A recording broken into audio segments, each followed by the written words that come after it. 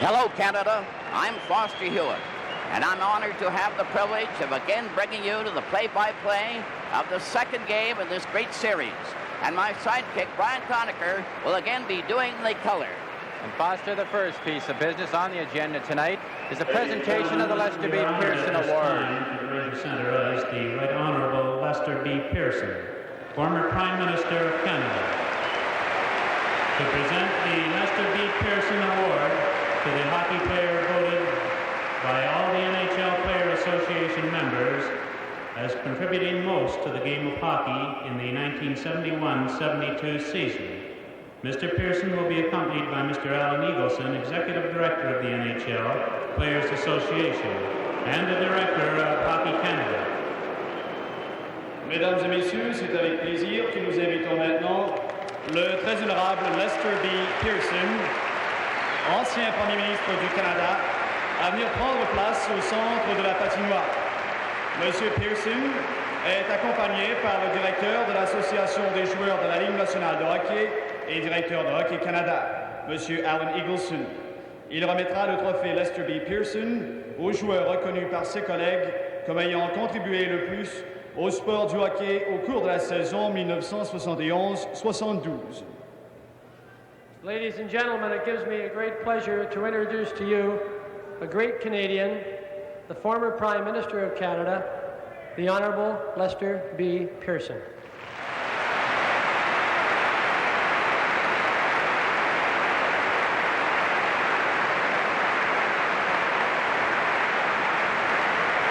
Ladies and gentlemen, I'm honored to be able to present this trophy, which bears my name, to a great hockey player and a very fine gentleman, Jean Rattel.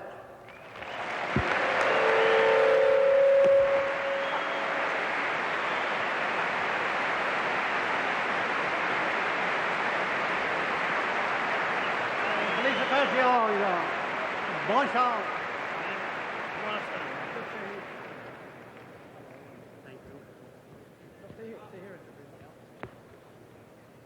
Mr. Pearson, ladies and gentlemen, it surely is a great honor for me to win this award, and I would like to thank all the players for voting for me, my teammates, and especially Roger Bear and Vic Hatfield for making it possible. Mesdames et messieurs, c'est réellement un grand plaisir pour moi de gagner le trophée Lester Pearson. J'aimerais remercier tous les joueurs de la Ligue pour voter pour moi, et spécialement tous mes coéquipiers, Roger Bear et Vic Hatfield. Merci beaucoup.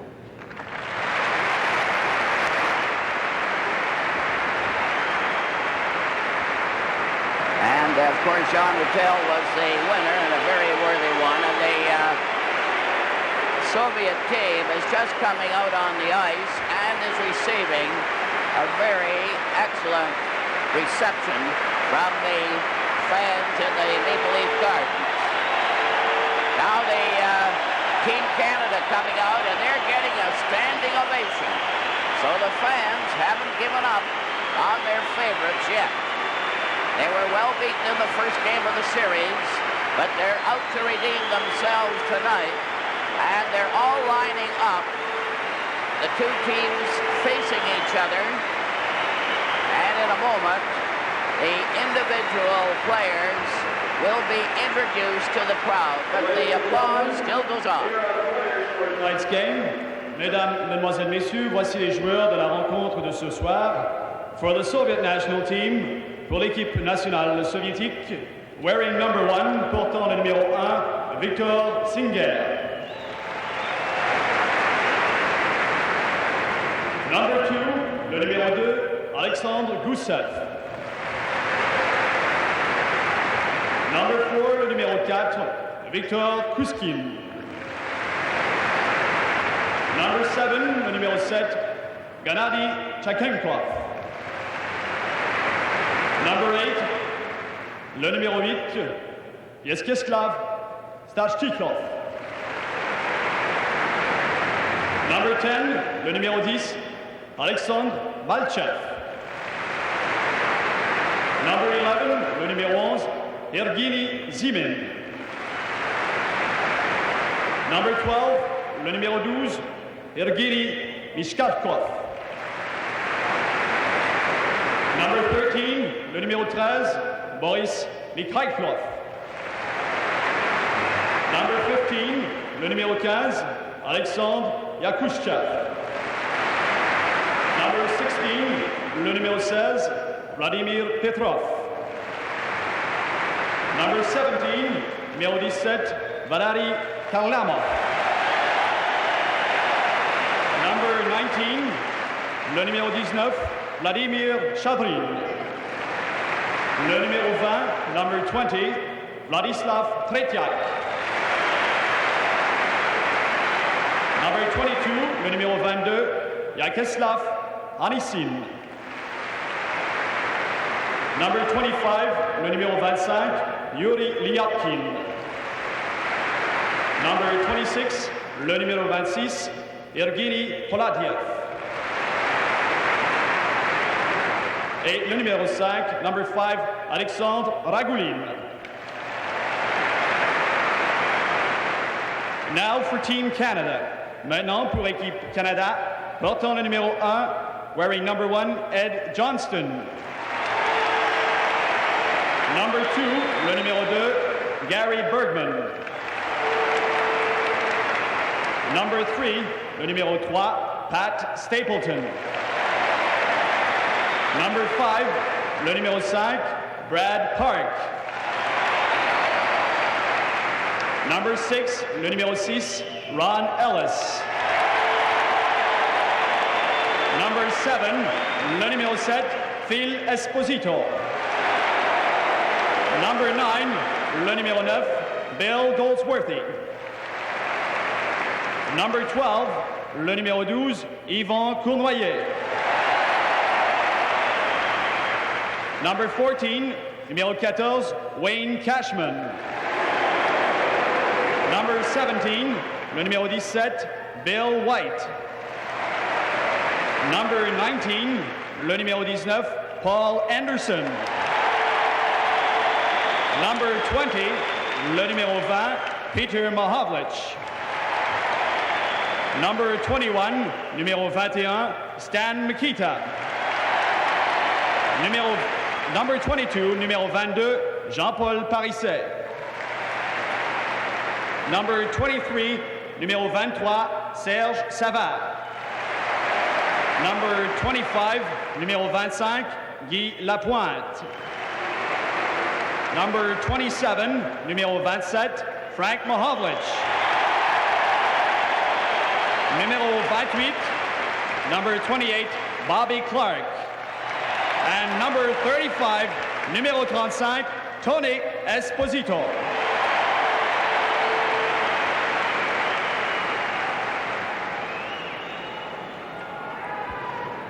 Also There's Harry Sinden in the dressing room, and he's pacing right now, waiting for this to get over, get the game underway. Coach Sinden knows how important this is to Team Canada to come back and win this first game, because this is an 8-game series, not just a 1-game affair.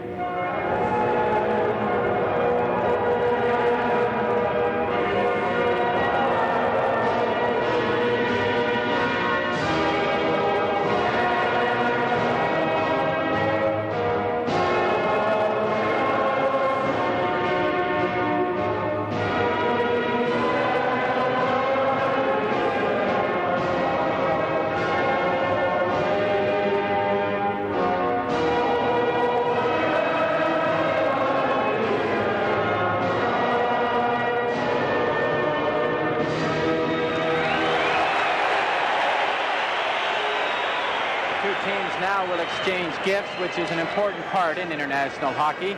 Team Canada will be giving the Soviet players an Ontario crest and cufflinks from the province.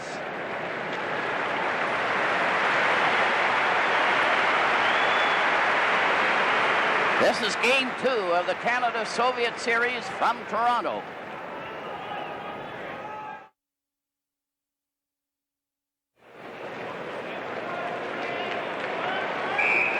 Players are warming up for the occasion, and the starting lineups for the Soviets: Ragulin and Sigankov, the defense; Starshinov, Zeman, and Harlamov, the forward line, and Tretriak is the goalkeeper again. For Canada, Gary Bergman and Brad Park, the defense; the line of Bob Clark, Paul Henderson, and Ron Ellis, and Tony Esposito is playing in goal.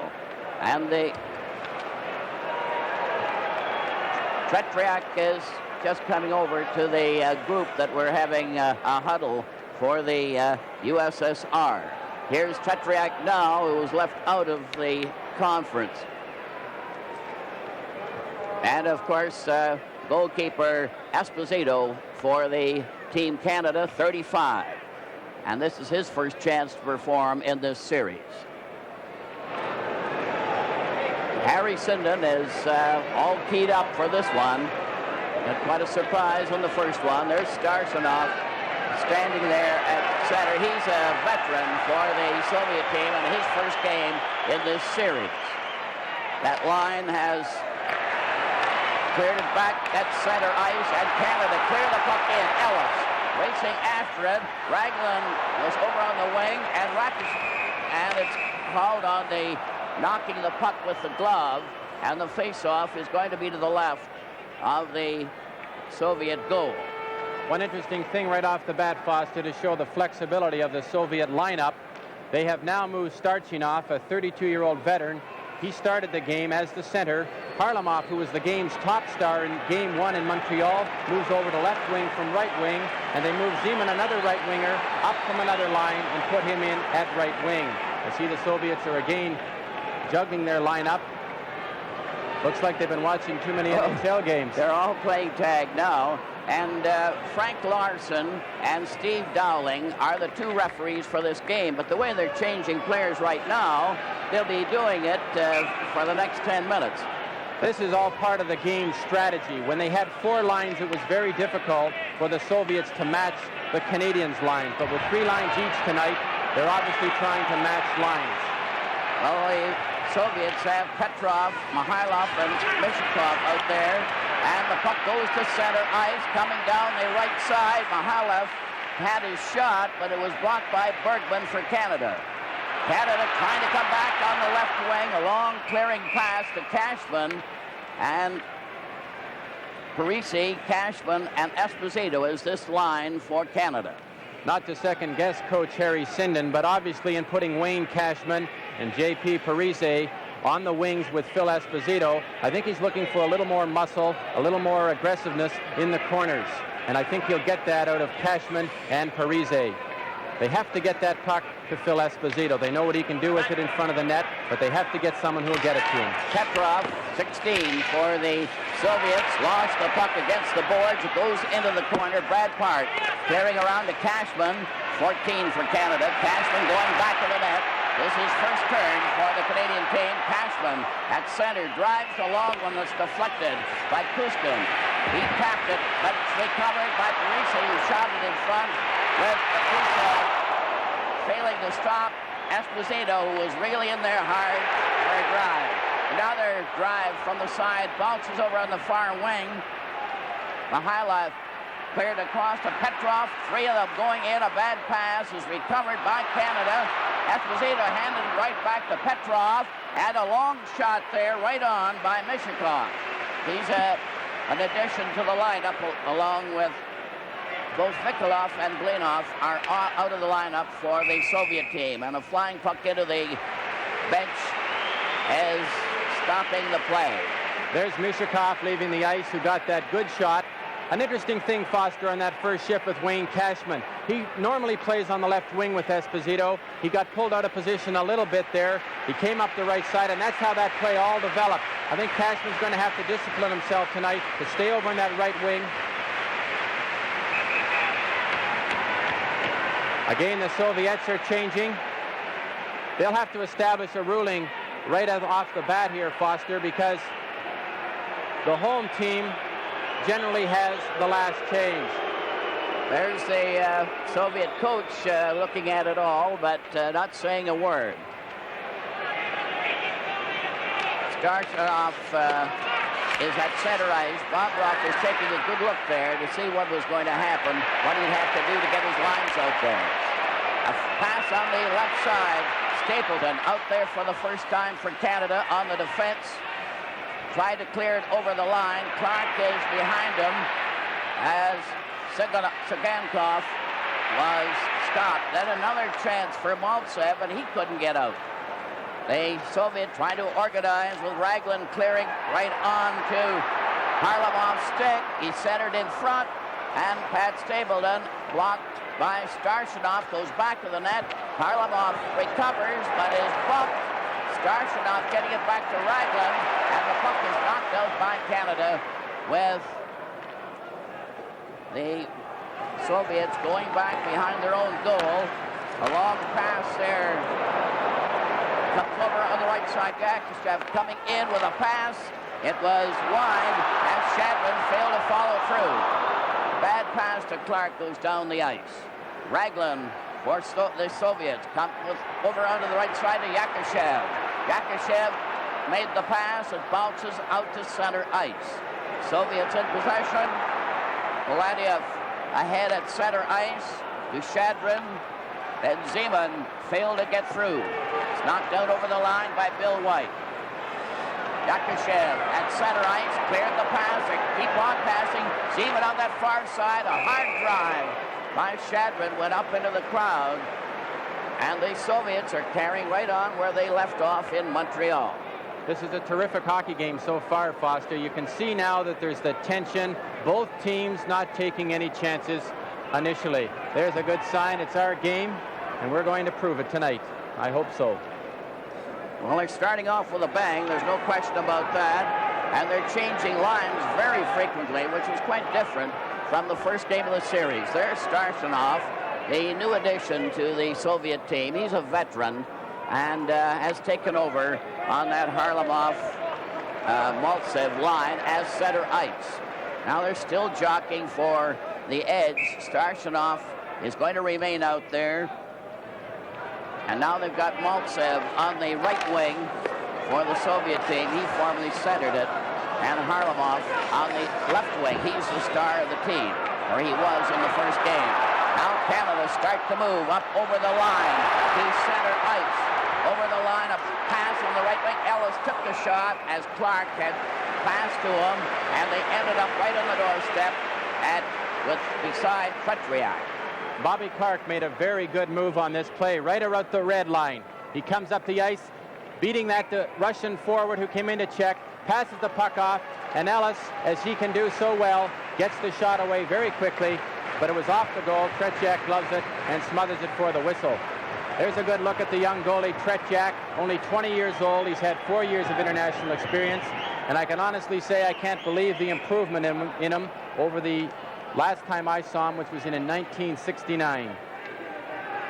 He's come out and he's learned how to play the angles. He used to be strictly a reflex goaltender. He now has learned how to come out, cut down the angles. He clears the puck well, and he's given the Soviet team a lot of stability in goal. There's a good look at Starchinov, 32 years old, a veteran of 10 years. I played against him in 1963 when he was just getting started, and he would be the Soviet team's Jean Beliveau if they had one. He's strong, and he's had a lot of international experience. They're getting ready for the face-off to the left of Petriak, and they can't determine just who should have the right to make the player change that sticks. Frank Mahovlich is having words with the referee, Frank Larson. The other referee, Steve Dowling, stands back by the blue line. Canada will face off in the Soviet zone. Clark will face off with Starshanov. The puck is knocked back to the blue line. A shot. Oh, Tretiak stopped that drive from Savard, who's on the defense with Lapointe. The puck goes back to the goal. Stakhanov failed to get away. Oh, the pass went wide as Canada is pressing hard for that first goal. A long shot went wide. Tretiak didn't even see it. From the corner, Henderson trying to dig it out. They jam in there, and there was a shoving duel. Nothing really happened. Ellis was standing by talking to Starchinov. With the score, Canada nothing and the Soviets nothing. This is game 2 from Toronto. All set for the face-off to the right of Tretiak in the Soviet goal. Mikita, who always gets that draw, got it again, but they left that puck. Yakushev gets a break, a 2-on-1, a shot, and the drive went wide. That was a close call for Canada. Now Seaman gets that to the corner. Yakushev centered it out, and the Soviet player was knocked down. Shadwin. Canada recovers. A quick pass at center right. Mahavlich, 27, going in on that wing, was blocked by Paladiev. Puck is shot down the ice. Stan Mikita going back to get it.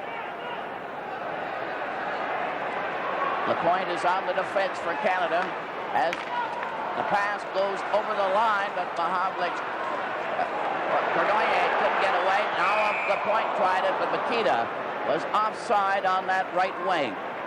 I think Mikita will definitely help this lineup. There's a look at the Prime Minister of Canada, Pierre Elliott Trudeau, his lovely wife on the right-hand side of him. Right-hand side of us, excuse me.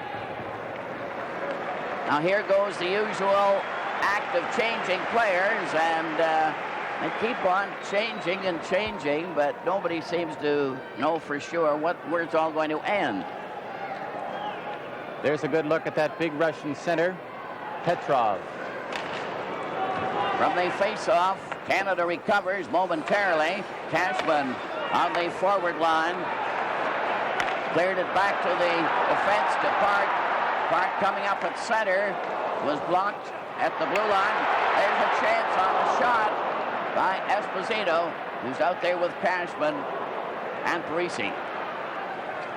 Puck goes into the Canadian zone. Esposito played it carefully back of the net. Canada trying to come out.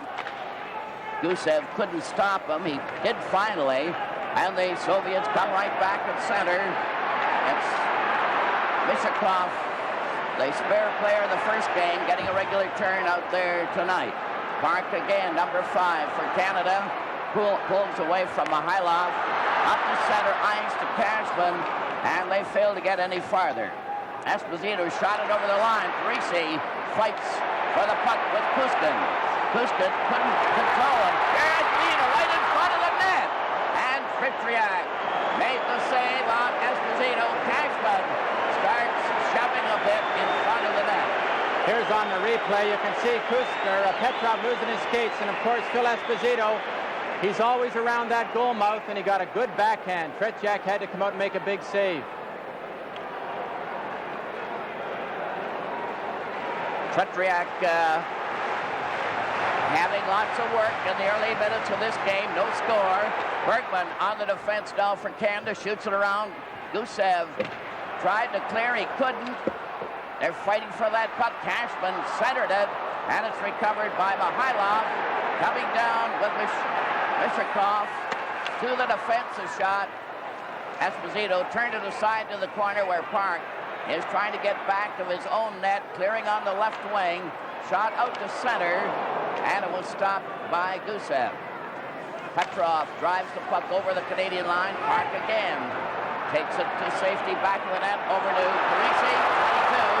Parisi at center, cleared on the right side, right in on goal, and Tretiak made a beautiful save on that shot from the right wing by Ron Ellis. Now watch them break up the ice. A beautiful rink-wide pass by Parisi. Ronnie Ellis into the top of the circle there. And that's prime scoring area. Tretiak came out a long way to cut down the angle and smother the puck. Ellis really showed a burst of speed. He was injured in the first game. He injured his neck. And it wasn't known whether he would start in this game, but he was really flying, so there's nothing wrong with him. Clark Henderson and Ellis out there for Canada. Shot right on Tretriak. And Henderson tipped at him with a stick, and Tretriak was going to retaliate and changed his mind. Canada's had to have Ron had the Ellis best of the play so far, Foster. Good look at Ron Ellis there. More changes, and they take quite a time to decide who they're going to have out there. 13:36. No score in the game. Now Canada makes a last-moment change. Peter Mahovlich, number 20. He's an extra forward in this game. And Goldsworthy is on the right wing as Clark is going to do double duty as center for Canada. Clark is 28. Bill White on the defense with Stapleton as the Soviets recover that puck. Yakushev coming down the right wing, a very cagey player, is stopped by Stapleton. They recover again. It's back to the blue line. A fake shot. It goes to a pass. They still control that puck, that Yakushev. Into the corner. Back again to Paladiev. And it's stopped by Canada. And it's down the left wing for Peter Mahovlich, who was stopped before he could get over the line. Zeman, number 11 for the Soviet. Back pass to Paladiev. It's up to center ice. Zeman going in. A shot. It bounces in front. Stapleton knocked his man over. Zeman is knocked over again. The puck is still in front at the blue line. Paladiev got his shot wide of the net. That was close. Goldsworthy shot it out to center. Caron to Clark, 28. And the puck comes back to Stapleton for Canada. A long shot. Lyapkin bringing it back for the Soviets. Over to Zeman, who missed it. Stapleton carrying back for Canada. On the left wing, Frank Mahovlich going in, but Cournoyer went offside. With the score, Canada nothing and the Soviets nothing. This is game 2 from Toronto. There's a look at Stan Mikita just leaving the ice, and I think he's a good addition to this team because there's no question that Stan Mikita in his career has probably been one of the best centermen for puck control in hockey. Of course, against the Soviets, what you're trying to do is to control the puck against them because that is basically their game. It's a game of puck control. And with players like Stan Mikita in your lineup, you have a lot better chance of keeping the puck a lot longer yourself. They don't seem to be able to get this player change right. There's quite an argument going on. They keep changing back and forth. Generally, it's the home club that has the advantage of the last man, but you never can tell on what the decision these officials will make because of the difference in the rules. Foster, I think the problem here is who exactly is the home team, because the Canadians are at home for 4 games. They played in Montreal where maybe they were the home team. Now they have to establish, and I'm sure the referees are going to have to make a ruling at the end of this period as to who exactly is the home team in this particular game. I think we'll be here till midnight if they don't. There's Vsevolod Bobrov, the head coach of the Soviet team, and there's a look at Harry Sinden, who is trying to establish his team's authority in this matter. Stan Mikita is going to end up at center, and Cournoyer is on the right wing. Mahovlich, Frank Mahovlich on the left. There's the first wheel bump by Kuskin. Mahovlich took it, and the puck goes at center ice with Starchanov, stopped by the Canadian player, and the puck goes right back into the Canadian zone. It's Cournoyer that tried to stop his man. Over on that far wing, Mikhailov shoots it in, and here the player changes again as the play goes right on, and that's what they're going to do all night again. Frank Mahovlich on the move, 27, away from Starchanov. A shot goes wide off a stick, and the Soviet breakout. Here's Maltsev coming in on the right side, but his teammate Bishakov went over the line ahead of him, and it was offside. Maltsev got a jolt there from Cashman, so there may be fireworks in this second game. It didn't erupt until the latter part of the game in Montreal, and then very minor. But now they're showing as if they might stir things up, and Cashman has been very prominent, number 14. That's Mihailov, and Petrov is appealing to the referee there. That's Petrov, 16. Pretty fair hockey player. And apparently right now he's a pretty good talker. Now they've cooled out a bit for this next session. Petrov, Mihailov, and Mishakov. Oh, here's another change. Ellis and Henderson go over to the bench. Phil Esposito with Cashman and Parise, the forward line for Canada. No score in the game. Play is called immediately. And the face-off is going to be in that one center spot at the blue line, just outside the Canada line. That's Tetriak keeping moving all the time in the Soviet goal. Kuzkin, number 4, drives the puck in, back of the goal. Esposito kept it there. Savard is starting back for Canada. Esposito failed to get away on the pass. Cashman cuts back into his own zone. Lost it to Petrov. Petrov coming in on the wing. Here they're closing in front of the goal. And Parise saved that one by blocking. Now Esposito comes tearing down. The puck got away from him. Kusev back of the net. Missed the jolt. Canada recovers. The shot went wide as it went off Tretiak's stick. Cashman had the chance. Cashman knocked it back. Parise centered it. Lapointe was not in a position to stop it, and Savard gets the forward pass. Esposito missed the return pass, and Kuzkin cleared in front of his own net. Soviets starting back. Mihailov, as they change players on the goal. Yakushev rushes into the corner. He's a very dangerous player. Bergman got a piece of him. Then he bumped into Shadrin. They shoot it on the boards. Here's a defense player, Voladiev, trying to come in, getting it back to the blue line to Lyapkin. A shot. Oh, it bounced off Esposito's skate, but right across the goal mouth. They're right in front again. Canada is under pressure. The puck is knocked over on the wing, and the play is stopped. Looks like the first penalty of the game. You can see here Canada is under a lot of pressure. Lyapkin shot gets partially blocked off the corner, but it deflects right across in front of the goal. Now watch Zimin break the check there and put it right back between the defenseman's leg. It was only a good effort by Bergman there that the possible chance right in front of the goal. Now Canada's scrambling right here. And when you start to scramble, that's when the penalties come. Time 10:08.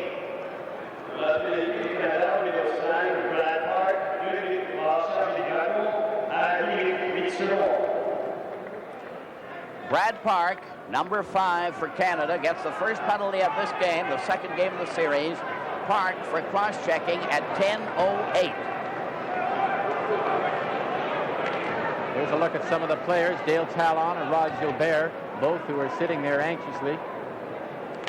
Now then Canada will play a man short. Stapleton out there with Bill White, Stan Mikita, and Peter Mahovlich trying to kill off the penalty.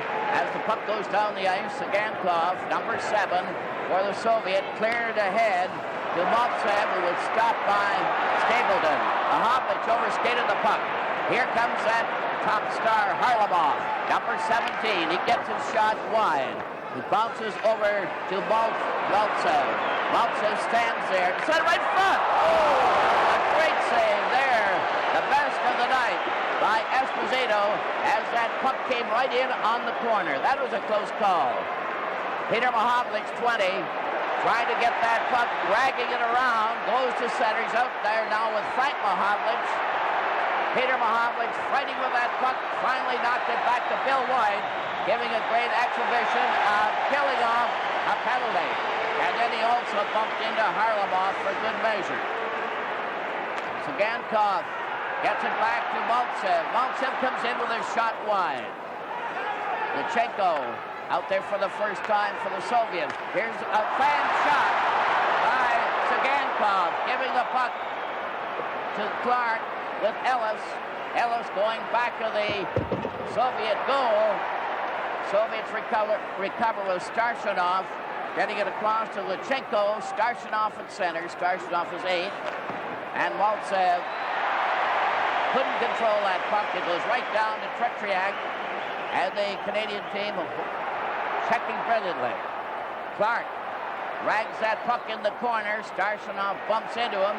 Gusev starts shoving, and the sticks are high, but nothing is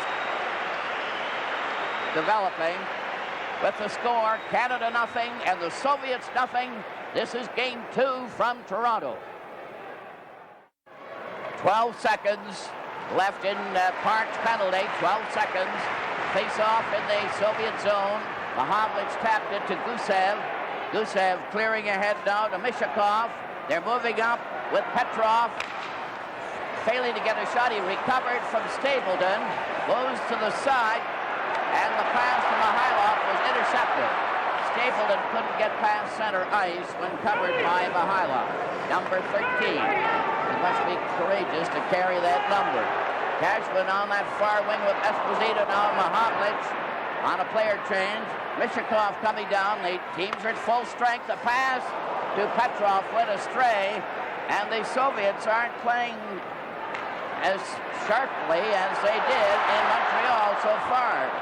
They're not getting their passes to work, and they're getting pressurized. There's Cashman and Esposito fighting for that puck. Savard recovers, going in with a shot. Oh, and it's nearly deflected by Esposito. Soviets cleared out at center. Savard, 23, plays it off the boards. No score in the game. 6:54 left in the first period. Savard in there first. Petrov decided not to go in deep. A quick pass over on the wing. Here they're coming in. Greasy stopped. Cleared a pass to Cashman, and it failed to click. Mihailov cleared it out at center ice, and Cashman shot it over on the boards. And Esposito's going in and waited too long and lost the puck. Esposito breaks it up temporarily, gets it again, coming in with Greasy. Here's Esposito in, and he couldn't break through the defense. Petrov covered, and Kuskin shoots it down the ice. And the Canadian team are showing far more power than they did in Montreal the first game. The Canadian team definitely dominated play there, and Serge Savard, who's just skating over to the bench now, has to be a key factor in being able to keep pressure on the Soviets in their end. Savard, with that excellent ability to control the puck, has got Team Canada up the ice a lot faster with a lot better control. There's a look at Brad Park. This is a different hockey game, the way they're hitting each other, and the Team Canada has had a definite edge in the play so far. Bergman keeps that puck in.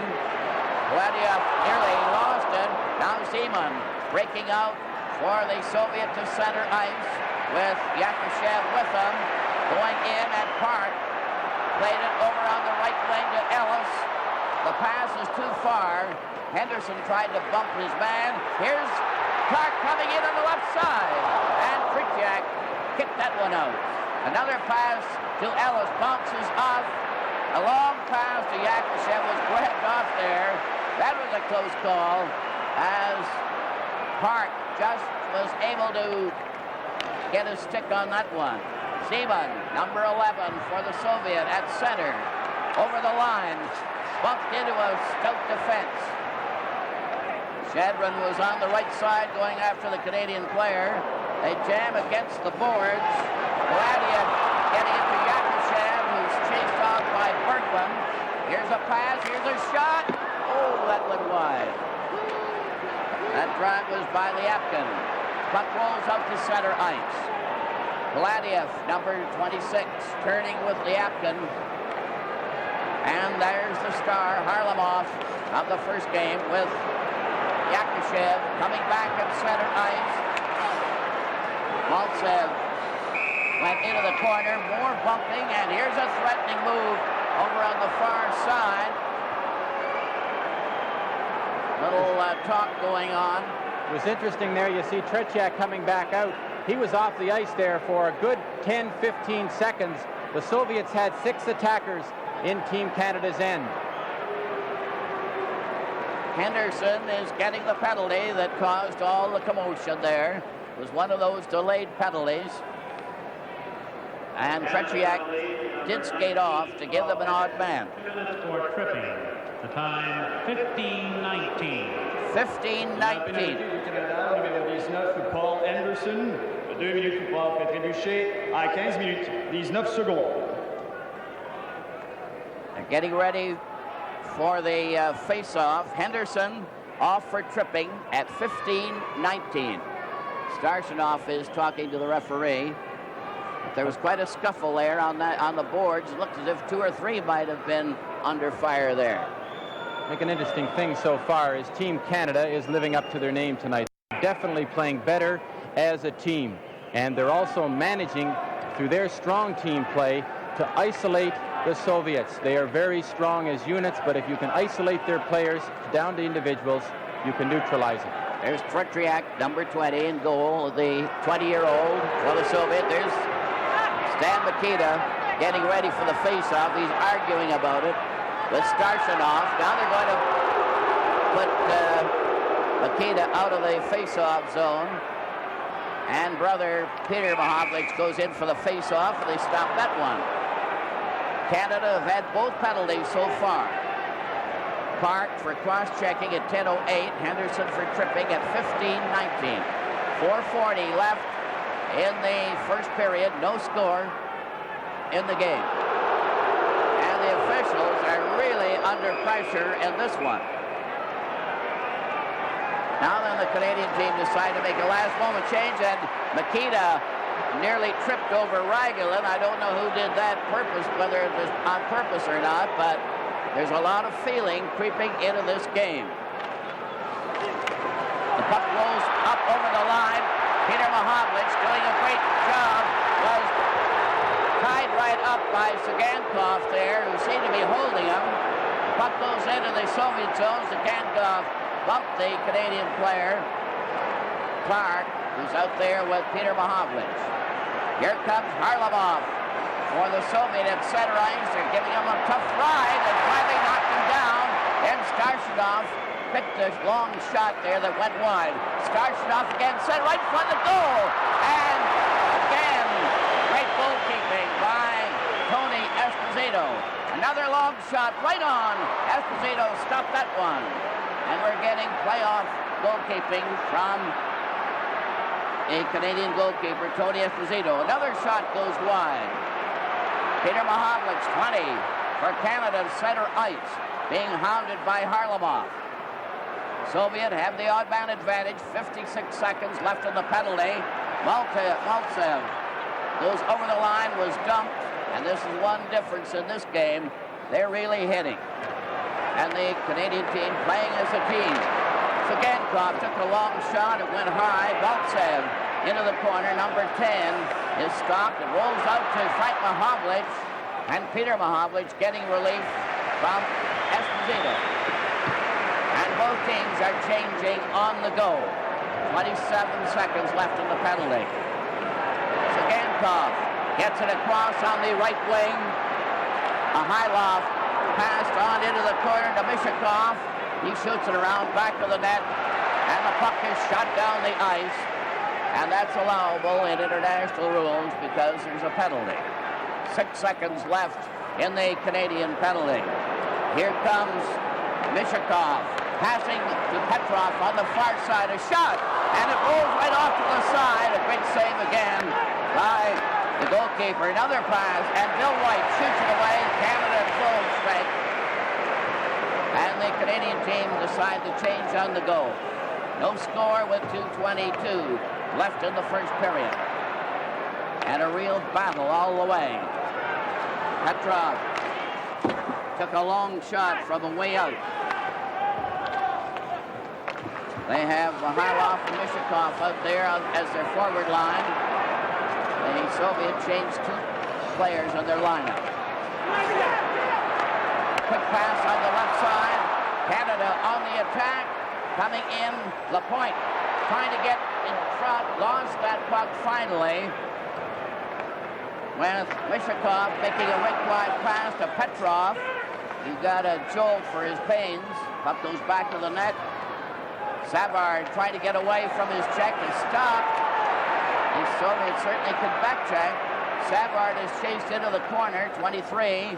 Failed to shoot it out. Petrov, 16, goes after it. Mihailov was waiting, but Canada intercepted, lost it right in the same move. A return pass by Mihailov went to the corner, Canada getting it. Canada on the move at center. Parisi was offside on Clark's long pass. With the score, Canada nothing and the Soviets nothing. This is game 2 from Toronto. Shadron will take the face-off for the Soviet. Zeman is on the wing. And here go the changes again. Yakushev is on the left wing. Zeman is on the right wing. So that they still haven't got that straight. They have 1 minute and 12 seconds left in the first period. No score. And on the defense, Lyapkin and Poladev are out there for the Soviet. Bergman on the Canadian defense, pass, got it over on the wing. Bergman with Cornoyer swerving around on the far wing. Frank Mahovlich picking his way out, past to Park and went behind him. And Park recovers. The big difference in this game has been in the back checking and the hitting. What a difference. Up to Mahovlich. He passes back to Cornoyer. And Park was bumped and lost it. A race for the puck. Zeman comes after it. Bergman took him out. Then falls. Zeman gets it again. They have a man in front, Yakushev. The puck goes back to the net. Yakushev watched by Park. And they're really hitting. Puck is recovered by Canada. Stan Mikita was dumped by the Soviet player Yakushev. And the play goes right on. Frank Mahovlich down the left wing. Nikita was hurt on that play. Mahovlich was dumped by Zeman, and they're getting away with a lot of illegal checks, and the bell goes. You can't even hear it for the crowd. And Mahovlich dumped Poladev, and they're really working up to a boiling pitch.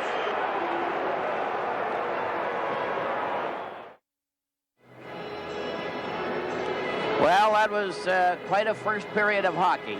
There were only 2 penalties in the period, but it was a rough, tough, nasty period all the way through. Park got the first one for cross-checking at 10:08, and Paul Henderson went off for tripping at 15:19. The Soviets have yet to catch the eye of the referee, but they've certainly been hitting the Canadian players with fair ease and abandon.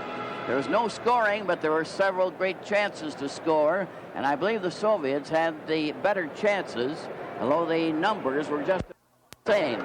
But that one play with Harlamov shooting at the Canadian goalkeeper, Tony Esposito, was really the most remarkable save I've seen in many, many times. What do you think of it, Brian? Well, Foster, there was a perfect setup for just a routine tip-in into the goal.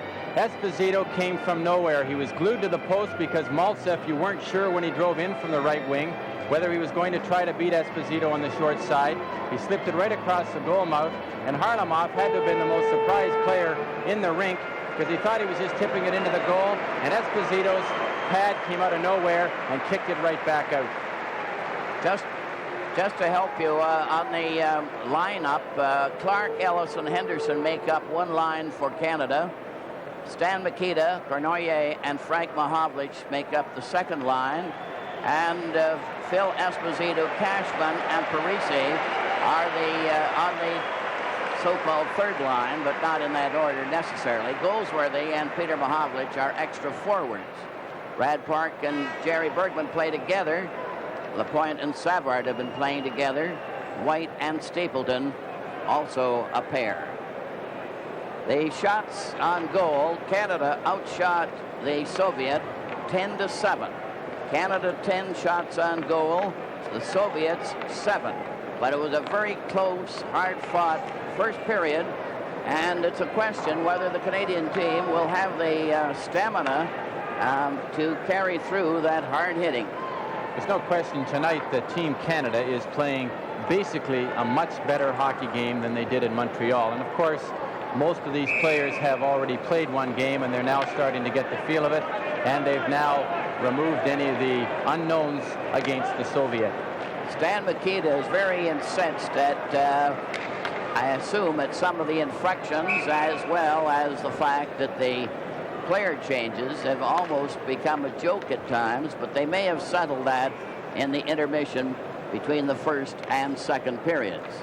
There's Tony Esposito, who's been a standout for Canada, and he's really been remarkable. Tretiak has been very good too, and you see how he works out all the time. He never stops. He must skate miles even though he's in goal, but he never stops. Tretiak has a birdcage type of face mask.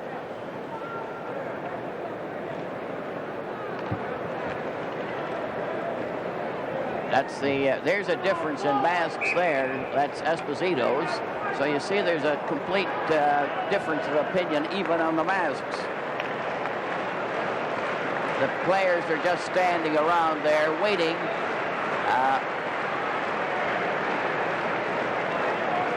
What we're seeing here at the start of the second period, Foster, is each team now is juggling a game for that position. This will happen. They've got 3 lines each, and obviously both coaches have very strong feelings as to which line they want playing against which line. And now the referee is going to have to intervene, put down his foot, and establish who has the last change. Well, Shadron is out there for the Soviet. No, it's Petrov, 16. Well, they've changed so many times. Finally, Petrov remains out there, and Esposito is out there for Canada. The Soviet to the right, Canada to the left, Bergman and Park on the Canadian defense. Esposito went over the line, but the puck is back with Cashman. 14 going over on that left wing. Kuskin stopped him, and Bergman shoots it over the line, and they're very cautious now. And the odd jab every time they meet. Gusev, Esposito took a shot, but the drive was wide, and he's a little erratic in his shooting. Puck goes all the way back into the Canadian zone. Park played it into the corner to Bergman, who didn't expect it. He shot it out. It goes down the ice. Risi is on that left wing for Canada. Cashman, 14 on the right. Esposito at center. Now Mishakov cleared it to Mikhail. Down on the right side, a shot. Oh, a nice save. Another shot, and Esposito covered on that angle. And we're getting tremendous goalkeeping by Esposito in the Canadian net. Cashman goes in back of the Soviet goal, cutting around, being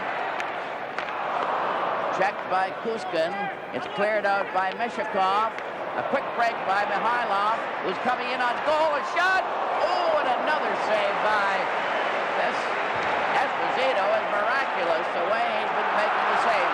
Bill Esposito goes down, is upset. There'll be a penalty.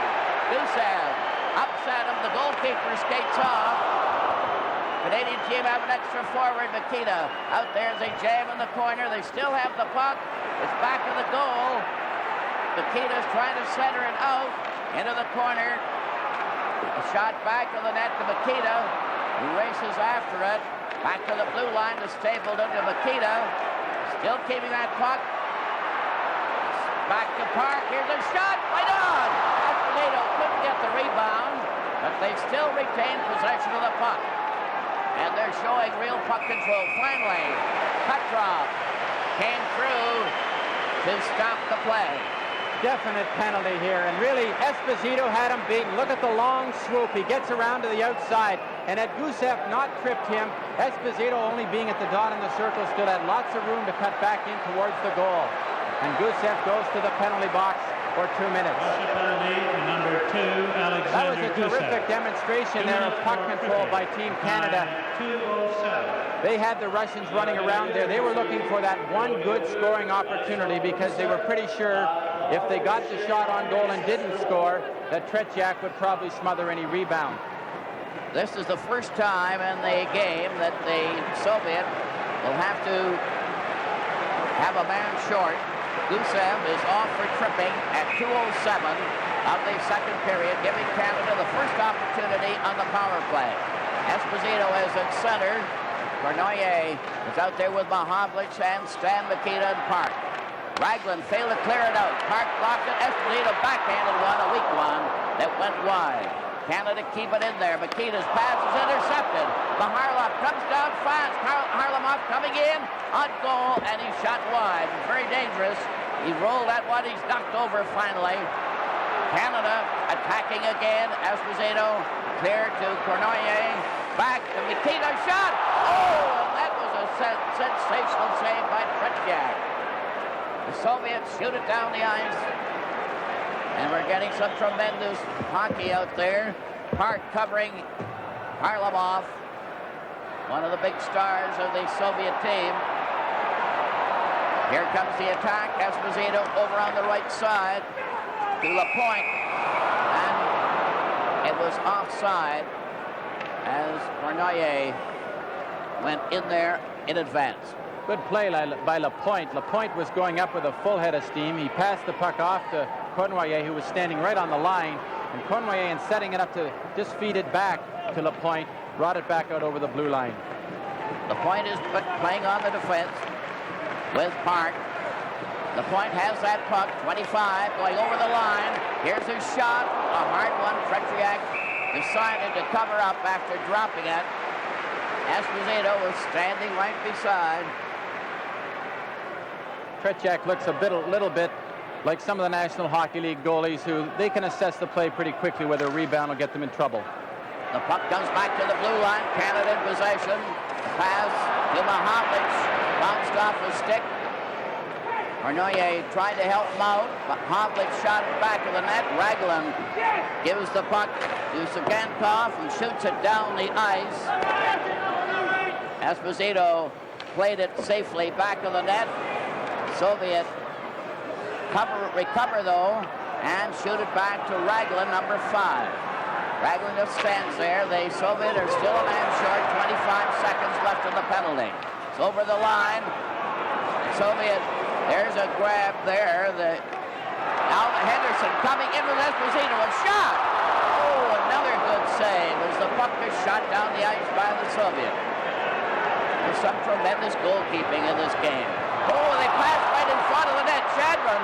Oh, and he was upset by LaPointe just as he went to shoot. That was a close call for Canada. Down the right side.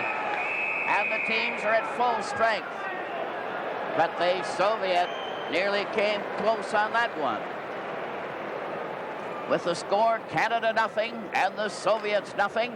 This is game 2 from Toronto.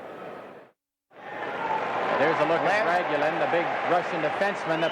The penalty-killing unit for the Soviets tonight, Foster, is featured by 3 of the 4 players up front, all being over 30 years old.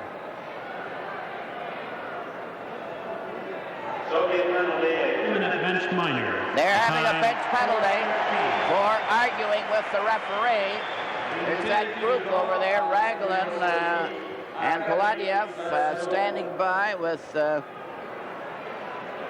Sagankov. There are only 2 Canadian players. They have the interpreter there to help out, but the Soviets still don't understand. They got a bench penalty, no doubt, for arguing and delaying the game, and they're certainly doing that. But the referee is doing his best with the interpreter to make him understand what has happened. So that'll even the score in penalties 2 apiece. And we'll have to wait and see who's designated to serve the bench penalty. That means that the Soviets have had 2 penalties. Canada have had 2. There's no score. Many close chances. Remarkable goalkeeping. And hard-fought contest all the way through. Foster and mentioning about the great goaltending. At the end of each of these 8 games, a panel of writers and broadcasters will select the outstanding player from each team. Each player will receive a ring created especially for this series by the CBC and CTV television networks and the sponsors of these hockey telecasts. The presentation will take place immediately after the game on the ice. 4:13 is the time of the bench penalty, and it's going to be served by Zeman. And that look at Tony Esposito in in the Canadian goal, I think so far he has to be the top player for Team Canada. He's had the most work, there's no question about that, but they've all been really giving everything they have out there, and it's a greatly improved performance over the first game. Even the Soviets are that much better. Now we have another with Goldsworthy on the right wing, Clark at center, Henderson on the left wing, as Stapleton cleared over to Henderson. Savard is on the defense with Stapleton. Puck is in Canada zone. Stapleton picking his way up to the blue line. The Soviets a man short, a long drive, and it's offside, and the goalkeeper was bumped there by Goldsworthy, and now they're starting to mix it up over there. The referee gets between them. They just bumped or collided, and Goldsworthy was very upset by it. We'll see how this develops here. Tretiak goes out. Now he's got him lined up. He tries to cut to his inside. He can't avoid the check. Brings the elbow up. Of course, Goldsworthy hasn't been playing that much, and when you sit on that bench, you get fairly intense, and when you get out on the ice, you're liable to do that. Vladiev on the defense for the Soviets, cleared the puck into the Canadian zone. Stapleton for Canada at center, over the line, closing in. A pass by Clark went astray. Then Petrov is given a jolt against the boards. Clark trying to dig it out. They pile up back to the net. Goldsworthy gets into it. It's back to Savard, who cleared into the corner, and Mishakov drives it down the ice. Mishakov cleared that one down. Starchinov is out there with him. Number 8. Canada on the attack again with the man advantage. No score in the game. Savard coming in. Took his shot. Tretiak covered the short side perfectly. Soviet cleared out to center ice. Savard trying it again. Goes over on that left wing. And the Canadians are changing on the goal. Frank Mahovlich is out there with Esposito as the Soviet cleared back into the Canadian zone. Soviets changing too. Esposito missed the pass. Bernoulli couldn't get near it. And it's Mishakov coming over on that right wing to center, number 12. He's there with Shadrin, and he failed to get a shot on goal. Bernoulli down with Esposito and Mahovlich. Esposito wasn't in position. Shadrin cleared it to the side. Mishakov shot it down the ice, and it's called. Here's a look at this tremendous crowd in Maple Leaf Gardens. There's not an empty seat here, and they're just as receptive to this game as they were to Game 1 in Montreal.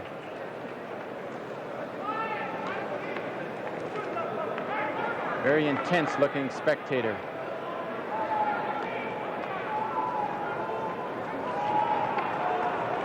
Of course, with no score in the game so far, Foster, the intensity will build up with each passing minute because that first goal then becomes all that more important. Yes, you can feel the tension mounting all the time, although it's been at fever pitch right from the beginning. The Soviet team are at full strength again, so each team have had 2 penalties, and they've been able to kill them off. Esposito remaining at center ice for Canada. Got the draw, but right back to his brother, and the puck is shot by Tony Esposito to center ice.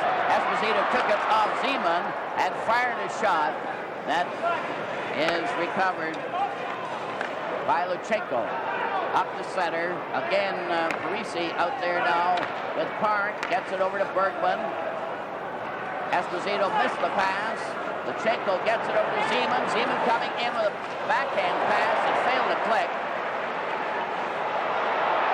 Petrov grabbed the Esposito. Cashman goes in and carries his man down, and he wasn't a bit particular how he took Luchenko out of the play. Luchenko kicked at the puck to get it out. It's brought in by Cashman, a rugged performer. Esposito was dumped on the play, and it looks as if there's going to be a penalty to the Soviet. The goalkeeper's leaving him. The idea is Esposito like to score!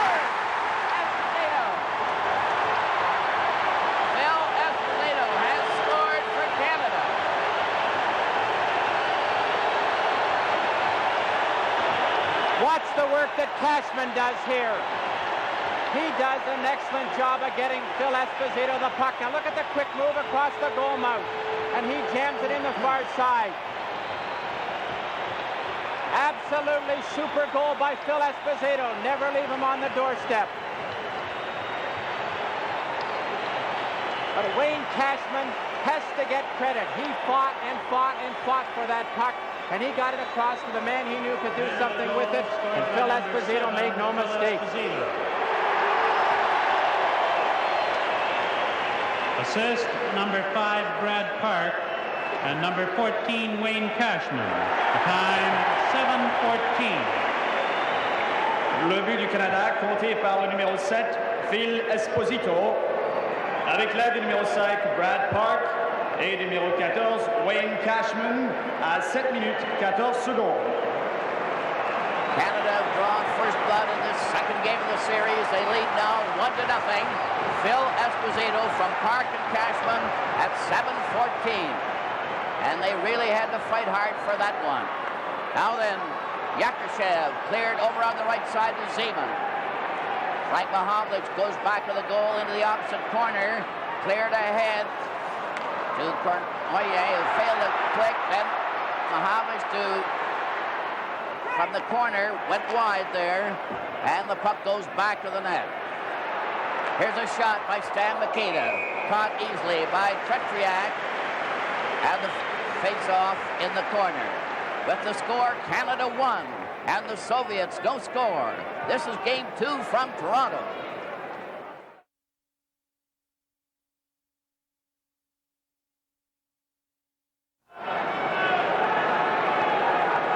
The leader of the opposition, Mr. Stanfield, with Ontario's Premier, Bill Davis. From the face-off, the puck goes loose in the Soviet zone. Canada pressing hard while they lead 1-0. Clark getting it back. It's deflected. And Maltsev got it up to the Canadian line. Now Henderson. A pass to Clark. Ellis rushing into the corner. Ellis set it right in front. Oh, and Tretriak had that one go right up his arm, and it stayed out. Ellis was the real marksman there. What a difference a goal makes. Look at Ronnie Ellis break in here now. Lots of confidence. He knows he can get that puck. Puts it right out in front. Bobby Clark in a good position for a rebound that never developed. Now they face out. Here's Ellis getting a shot, and it's close with Henderson rushing in. Tretriak covered up in the goal crease. Another follow-up here. Now, Team Canada have got the weight off their shoulders. They've scored first, and they've loosened up now, and they are playing super hockey. Canada playing every man up. The Soviets shoot it out against the boards. They're artists at that, so it doesn't go down the ice. Savard, 23, over onto the left wing to Henderson. Across to Clark. Ellis was waiting, but Clark fell over and missed his chance. Varlamov tried a clearing pass. It comes out offside. And it's going to be called practically at center ice. I have to say something about Serge Savard. Savard has been the best addition to the defense tonight. And there's a good look at Starchinov, 32-year-old. He's the veteran of the Soviet team. From the face-off, the puck slides into the Canadian zone. It's lobbed right out quickly. And Starchinov got a jolt from Clark. Raglan cleared it over on the side. Well, then the pass is left there. Clark getting it back on the right side. And they're certainly not sparing the horses the way they're bumping each other. Now in on that side again, a pass right in front. Nikita couldn't get a shot. Here's Clark's shot, left wide of the net. It bounces high in the air, and a jamming session around the Soviet goal. Ellis and Starchinov shoving a bit, then they come in. Clark comes in from the behind to cause a regular congestion around the net. Here's a shoving duel, and they're getting a bit obstreperous there. And the two officials are trying to cool them out. I can tell you one thing about Starchinov. At 32 years old, he's been international hockey for 10 years, and he is just like a Gordie Howe out in the ice. Hit him once during a game, and you'll have to watch out for the rest of the evening. I was always under the impression that international rules wouldn't allow any rough stuff in a game, Brian, but I don't think I've ever seen an NHL game with more of the old gusto than this one. Well, as they say, Foster, they've come a long way, baby. Raglan, number 5, he's quite a campaigner. He's another veteran of the Soviet team, and he's been handing it out and taking it right through. Stan Mikita at center. Here's Mahavlich's shot, and it was stopped at the defense there. That was a hard drive by Frank Mahavlich, who wound up, and Lyapkin was the one who made the stop. Trepchiak, I doubt, could have seen it. Cornoyer is on the right, Mahavlich on the left with Stan Mikita. Yakushev clears back of his own goal. Gladiev played it, but not out. Pat Stapleton keeping it, but it's back to center. Now Stan Mikita over that line to Mahavlich, and the shot is wide. Bill White keeps it in the corner. Lyapkin plays it over to Gladiev. Stapleton again keeps it in, and the Canadian team are keeping a power play on them, even though the teams are at full strength. Gladiev finally shoots it down the ice. Esposito played it himself. It's cleared out to Mikita, went off his skate, and Gladiev shoots it out to center ice. The Soviets aren't having the same freedom with their passing. Mahavlich tested Trepchiak with a long drive. Here's Yakushev coming up over to Zeman, who can't get up in time. Zeman had it, he didn't know it. It hit his skate. Another shot wide of the Canadian goal. Yakushev centering it at the blue line, and here comes the passing play of the Soviets. Bill White broke it up, gets it over Frank Mahavlich, but Esposito going in front of that. Cornoyer fired a shot that was wide. Now Bill White gets a chance. His shot hit the Soviet. Yakushev coming up to Zeman to Yakushev. He's right in, and the drive was wide. And you can tell by the Soviet shooting that they're taking a pounding, and they haven't got the confidence that they were showing in the first game. You'll see this now. The Canadian team has gotten trapped. They have a 2-on-1, but Whitey Stapleton plays it beautifully. He forces him to shoot that puck wide. Frank Mahavlich comes in behind the net, and he traps it. Now Stapleton plays the 2-on-1 just perfectly. He forces Yakushev really to shoot wide, because when he's sprawling like that, it was either in his pads or it had to go off the net. Frank Mahavlich tries to trap it behind the net, and it slips under the back. They've got the Petrov line out there with Mikhailov and Mishakov. Canada have Bergman and Park on the defense. Esposito at center. He seems to be out there a lot. Parise on one wing. Cashman on the other. The puck is up over the line, and Park overskated it. Mishakov comes right back. Pass to the right wing. Bergman stopped Petrov without even touching him. He made a run at him. Esposito picking his way out. Cleared it on the left wing. Cashman going into the corner after it. Cashman manhandles Luchenko. Canada still has the puck.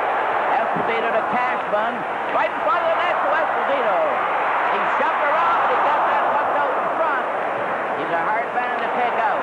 Puck comes back to center. Bergman shot it, and Kuzkin broke it up. Petrov coming in on the side. The drive bounced over to the boards, and it shot down the ice. It'll be called. The Soviets aren't forechecking like they did in Game 1, and consequently, it's giving Team Canada better control. With the score, Canada 1 and the Soviets no score. This is Game 2 from Toronto. All set for the face-off. Starshinov for the Soviet. Harlamov and Maltsev on this line as the puck is recovered by Canada. Savard on the defense is given a jolt. They carry right on. Ellison Henderson with Clark. Puck is bouncing to center and back again to Savard, who fooled Harlamov. Played it to center line. Henderson to Clark. Here's the shot, and he hits the side of the net. On the outside, Maltsev comes tearing back on that far wing, number 10. Starshinov on the other side. A back pass intercepted by Clark. skates down the right side. Clark lobbed it into the corner. And it's knocked right back to the blue line, intercepted by Maltsev as LaPointe tried to clear. Here's Harlamov centering it back to Maltsev, who missed it. And the Soviets aren't keeping in the position they did in the first game. Clark over the line, cuts back, center. It rolls out in front. LaPointe is forced into the corner by Sagankov, who's a very strong skater, and he holds it in the corner while they jam around. It's interesting against the Soviet tonight. What Team Canada are doing tonight that they didn't do in Game 1 is they are breaking up the unit, the system, and they're playing them better on a one-to-one situation, and our players can handle the Soviets better on a one-to-one situation than they can as a unit. Canada won. Soviet no score. Mahovlich. Frank Mahovlich failed to get that shot. It took the center ice. Zeman coming up with Yakushev on the left. 15 into the corner. Back of the net. The Soviet player fell. Goes to the blue line. Vladiev clearing into the corner. They're coming with Zeman from the side. Right in front of the net. A shot went wide as they had a good chance there with Vladiev in position, along with Lyapkin. There's a Yakushev bumped into a player and went down. It was Kornoye. Mahovlich couldn't get the pass and bounced over his stick. Zeman, number 11 for the Soviet. Nikita got a piece of him, but he kept on going. Then over to Yakushev. There's the shot wide. Bounces off the boards. And Staple into Mahovlich. Here's a breakaway for Kornoye. Right in the goal. Oh, he missed on that breakaway, but was called offside anyway. But Kornoye had a great chance as he went in there. Watch Kornoye walk in here. Now he pulls him to his outside, but Tretiak has that far side covered and deflects it into the corner. Also very alertly plays the rebound coming off the boards. But Frank Mahovlich saw Kornoye breaking, and he just had to get that puck up to him. 5 minutes and 57 seconds left in the second period. Canada won. Soviet no score. Pat Stapleton going back. Bill White is on the defense with him. 17 carrying the puck. Chased on the play by Mikhailov. Mishakov lost it to Bill White, who shoots it around back of the goal. Parisi jammed against the boards by Kuzkin. They mix it up. Here Canada getting a chance, and a shot by Esposito went wide. White keeps it in there. Cashman goes in to help Esposito, but they missed on their passing. The Soviets bring it out with Lachenko making a long pass into the Canadian zone, and a shot out to center to Kuzkin, who lost it to Esposito. Phil Esposito played it over on the wing to Stapleton. Stapleton tried to center and went high and went to the opposite corner where Phil Esposito checks his man. Mishakov gets a jolt there as it's passed right in front of the net on that robust play by Cashman. Up to center ice for Mikhailov, and he was knocked for a loop on that one, but there's going to be a penalty on the play for tripping. And they didn't spare the horses on that check, and Bergman is going to get the tripping penalty. Bergman was beaten here, as you can see, and he gets the stick out, and Mikhailov takes the dive for an easy 2-minute penalty to Gary Bergman. Canada penalty to number 2, Gary Bergman. 2 minutes for tripping. The time, 15:16. La pénalité du Canada. There's a look at an interested Timmy Horton sitting there, and I'm sure he's... And there's his wife, Laurie.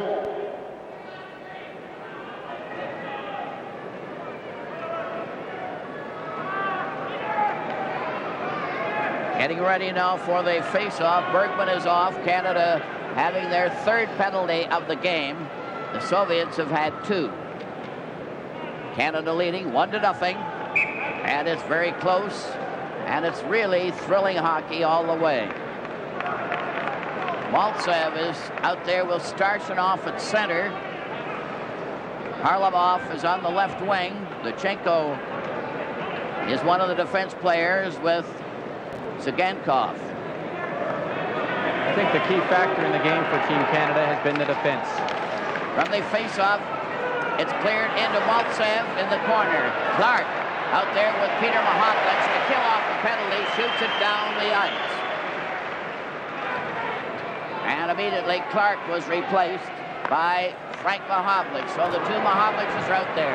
Harlamov goes down there, and he was checked at the defense. With Sagankov, number 7 for the Soviet, cutting in front of his goal. Passed on the right wing to Maltsev. Maltsev at center, over the blue line. Starchinov waiting for a pass. It was a weak one. Peter Mahovlich recovered.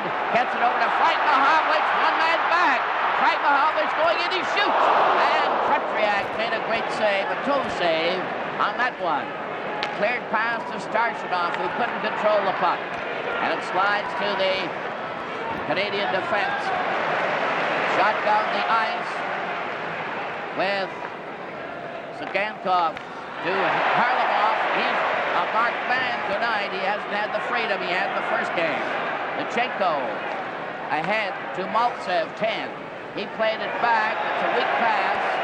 And the Soviets aren't nearly as pass perfect as they were in the first game. And there's a reason. Sagankov coming in with Maltsev. Maltsev playing it back to Lachenko. Intercepted by Mahovlich, and Lachenko had to go back for it. 3:12 left in the period. They're changing on the goal. Canada's still a man short. Here's Maltsev clearing over to Yakushev. Yakushev made a bad pass. Peter Mahovlich took it out to center ice. Still has it. Took it away from Shadron. Still goes. Bumped into Paladiev and lost the puck. Now back come the Soviets to center ice. Yakushev over that on that far wing. Zeman back to the blue line to Paladiev. They're closing in, looking for a pass back to the blue line. Over in the corner. Lapointe trying to watch his man with Park, and a bad pass goes out to center ice. Paladiev having to go back for it. Paladiev rolled it over the line. It's brought out again by Lapointe. Over on the right side of Ellis. A deflection right on. Henderson missed on the rebound. Puck goes to the corner. They shoot it around back to the goal. Paladiev takes a look. Teams are at full strength as the Soviet cleared into the Canadian zone. Canada played safely with Lapointe. Passing on the left wing. A long pass is intercepted by Henderson's pass, and Ellis got back to break it up to Henderson, and it was offside. And it's called back to the blue line. With the score, Canada won, and the Soviets no score.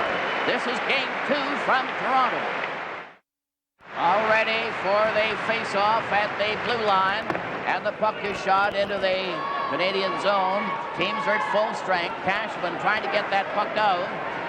He's mixing it up with Lachenko. It's recovered by Mikhailov. A shot right on. Esposito stopped it.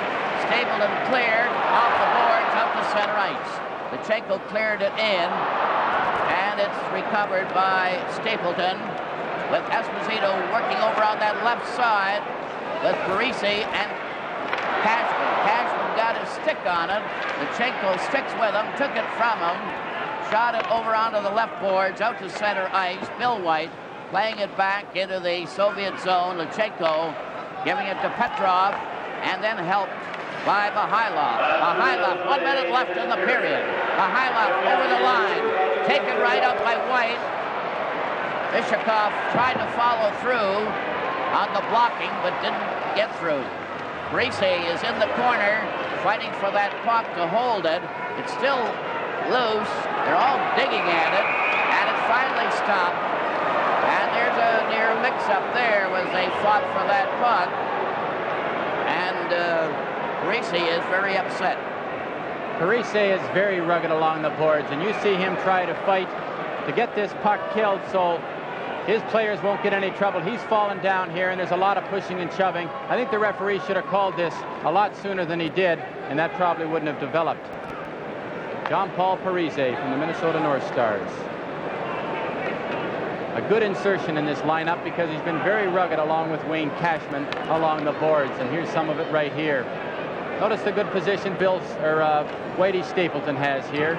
Keeps on his feet, protecting the puck. Just as they were ready to face off, the Canadian team sent out a replacement. They haven't decided just who it'll be. Peter Mohammed stepped out.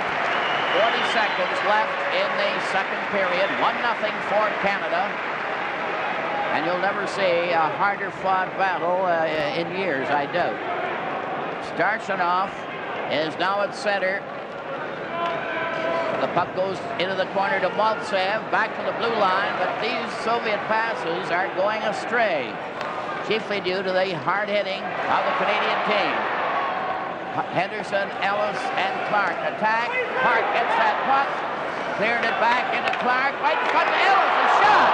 And Krzyzak stopped that, the bounce right across the goal mouth. Zagankov is chased into the corner, stopped by Clark, they fall, Ellis goes in to help. Ellis is jammed on the board.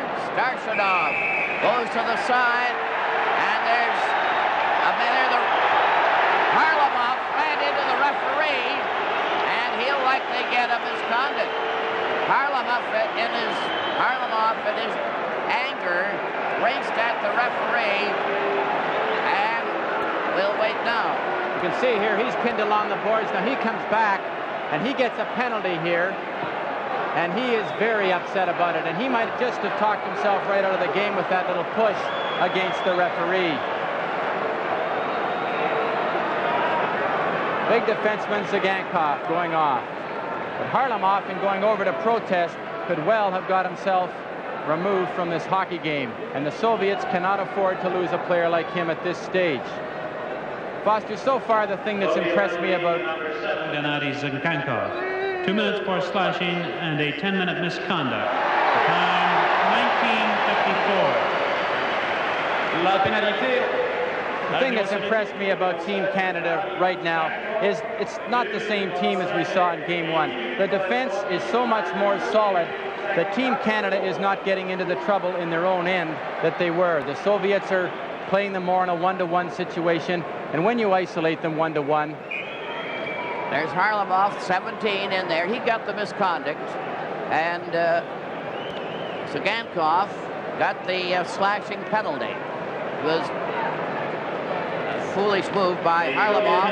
And then Bobrov, the coach, is getting into the act and having his say, even though it's in Russian. He apparently made his point. But Zagankov, number 7, and Harlamov was the one who shoved the referee. Now they're lining up with the Soviet, a man short. Nikita got the draw, as he generally does, to Park at the blue line. There's her shot! Krzyzak stopped that one. It bounced in the air. Nikita was jamming in back of the net, and that's quite a skirmish at the end of the second period. With the score, Canada won, and the Soviets no score. This is Game 2 from Toronto. Another player that impresses is that Zagankov. He certainly is a rugged customer while he's in the penalty box, or will be for the start of this third period. He's played a very aggressive game. He's going over in the penalty box now, along with the Harlamov. Harlamov is 17, and he'll be in that box longer than anybody else. From the face-off, the puck is cleared into the Canadian zone. Soviets are a man short. Up over the line at center. 2 10-minute periods in this third period. I think the big thing in this third period for Team Canada is for them to enforce upon the Soviets that Team Canada plays their game. So far in this game, Canada has played the game the way they've wanted to. And if they can persist here in the third period, I think we'll skate away a winner tonight. Esposito at center, facing Mishakov, who seems to be out there on all penalties. Starshanov as well. Lapointe goes in back of the Canadian goal. Bernoulli is going down the right wing at center, over the line, one man back. He left the puck there, no one was there, and it's knocked back to the blue line with Lapointe clearing over from the side. Park failed to get out, recovered the puck when he bumped into Starchinov, number 8. Park goes back to the net, skating over onto the left side, made a rink-wide pass. Esposito going down there, really working his heart out tonight. Esposito center right in front, and Mahovlich couldn't get it. There's a check there when Mishakov lost his stick, and he tried to bull his way right out from the Soviet zone. It was interesting, the second that Mishakov, number 12 there, lost his stick, up came the feet to try to control the puck, and he kicked it out, and that's what brought about the offside. Most of them appear to be pretty good soccer players, the way they can handle that puck with their skates. Starchinov and Esposito facing off. He kicked it to the blue line, and it's shot down the ice by Lachenko. Park goes in back to the Canadian goal. 40 seconds left in the penalty. Up the center ice. Park over the right side. Bernoulli coming right in. He shoots. Score! Bernoulli from Park. Absolutely beautiful play. Brad Park saw Yvan Cournoyer breaking on the right wing, and you'll see Cournoyer turn the jets on. Now look at the pass, rink wide. And Cournoyer is gone, and he breaks in, good position, and he fires a good hard shot to that opening in Tretjak's legs, and it goes into the back of the net. Brad Park again, a beautiful pass on Cournoyer's stick, who is busting full speed now. And he was around Dragulin before he had a chance to make any turn at all. Assist number 5, Brad Park. The time, 1:19. 1:19. Bernoulli from Park. A tremendous goal. Canada 2. Soviet no score. And it was a typical Cournoyer effort. And he's poisoned when he goes in there fast. Puck is back to the Soviet goal. Clark is waiting for a pass. Here's a shot as the Canadian team take part on that extra goal. They're forcing the play, the jamming session around Tretjak, but they called the play. We just saw Bobby Clark try to do something that he probably does better than anybody in the National Hockey League. From behind that net, he can score a lot of goals. I remember last year here in Toronto, he scored 2 goals against Bernie Perron, both of them from behind the net, and no one could believe it at that time. Peter Mahovlich at center. Soviets are full strength. Up the center ice. Zeman had it go off the edge of a stick. The puck is back to the blue line. Here's a long shot. Went off a leg. It's cleared back behind the goal by Greasy. Into the corner. The Soviets lost it to Bill White. Passing on the left side. The Soviets get it again in front of it. Zeman shoots. Another great save by Tony Esposito. Canada trying to keep that puck out of their own zone. Finally get it out. Bill White playing it over onto the far side. And Cashman shot it back to the net. Reese trying to cover his man. It's recovered by Shadman at center. Over to Zeman. 11. Back to Yakashev. A shot. And it's stopped. Again, without too much trouble by Tony Esposito. Canada clear the puck out. There's Reese hauled down on the play by Shadman, 19. Cashman carries it in back to the Soviet goal. Now a shot wide of the goal by Bill White. Another shot by Stapleton is stopped by defense player Lyapkin. Soviet kept the center. Again, Stapleton picks it up. Playing at center ice. 6:53 remaining in the first half of the 2:10 minutes of the third period. Mishakov got a ride there from Ellis, who skated him off, made the pass at center ice, over the line. Kuskin slowed him down, recovered the puck, played it on the left wing, going down there from Mihailov, cleared in front, a shot, another save, scrambling right in front of the goal. Ellis was down in front with Bergen, Mihailov comes down here with good control. He cuts across now. The Soviets have a good play. Look at the concentration. Look at how Tony Esposito comes out and covers it up. But the important thing tonight, Foster, is that Canada's defense is right there to help them out. Gary Bergman, Ronnie Ellis standing right on the doorstep. Ellis takes out Mihailov so he doesn't get the shot. Esposito smothers the puck. And that's Mihailov there, number 13, and he was boring in on Esposito. The checking tonight by Team Canada's forwards has been excellent. Petrov going to face off. Mahovlich speaks to Stan Mikita with the red helmet. Mishakov is standing in the rim of the circle with Mihailov. There's a shot by Kuskin, easily handled by Esposito. Shot down the ice by Mahovlich. Lutsenko lets it go over the line, and it's called for icing, and the face-off will be to the left of the Canadian goalkeeper, Tony Esposito. There's a good look at Harry Sinden, and he has to be a little more relaxed than he was this time in Game 1. From the face-off, the puck slides back to Bergman. Bergman starting back, shot it out to center off a body, and Kuskin, number 4, goes round back of the Soviet goal. Stopped by Mikita on his pass.